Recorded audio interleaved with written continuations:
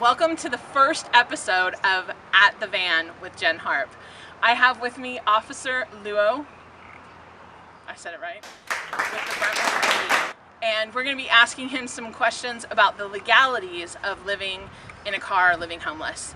So thank you so much, Officer Luo, for coming out here to our studios at the Brentwood PD.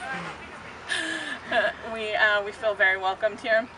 And can I just ask how long you've been with the Brentwood PD? Sure, I've been here at Brentwood for about 10 years as an officer. Okay, wow. Yeah. Awesome. And he's got a SWAT jacket on, so we are protected right here. We're very safe. Yeah. And I just wanted to ask some burning questions that our viewers really want to know. Like, do you watch Downton Abbey? No. That Downtown Abbey that we said? Downton Abbey, yeah. You have never heard? No? Nope. Sorry. We gotta go.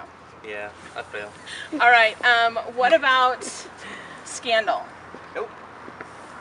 Yeah, I actually don't have cable. I pay $15 for basic cable. Good job. Wow. I watch the news, I'm happy. And he watches the news, so he's keeping abreast of the news in our community, but he doesn't clutter his mind with Downton Abbey or Scandal. So, way to go. Thank you. All right. So, the other questions that we're going to ask you today, if you came across a woman with children living in her van, say on the streets of Brentwood, what would be the initial? Somebody's complaining, they're parked there. What would be the ramifications for that? First things first, I want to make sure they're doing okay in terms of the welfare of the children. Have to make sure there's enough clothing, clean clothes, and food, that they're not malnourished, things like that. There we go. Assuming they're doing all right, we move on to looking at the legalities of whether or not the car is allowed to be on the roadway, make sure it's all registered or not. If the car is there in excess of 72 hours, just like any car, whether or not someone's living in it, it can be towed off the street right then and there if it hasn't moved at all. And you kind of mentioned on the street versus other things. Right. And how does that compare? If it's on private property, like a Target parking lot, or if somebody notices a van parked in the Target parking lot overnight repeatedly, I mean, is that the same law? There's actually a different one. Brentwood has a municipal code that officers can cite for if they want to, in regards to property owners that are allowing people to live in vehicles on their own property. Granted, obviously, the property is different than the street itself. So that is an option that officers can do if they want to issue a citation for.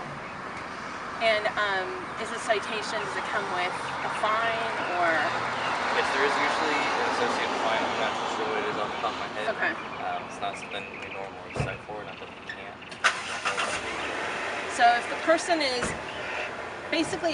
is making trouble, then that would be something that you would cite for. If they're inconspicuous or flying under the radar, it's not something that you typically would. Right. It can. Well, let's put it this way. It can be a tool that we can use if someone feels they don't want to leave the property or something like that. It can be a tool that we could use to try to help them out, give them incentive to leave. Okay. Just because of the property owner calls, right. We need to take action on it. Okay.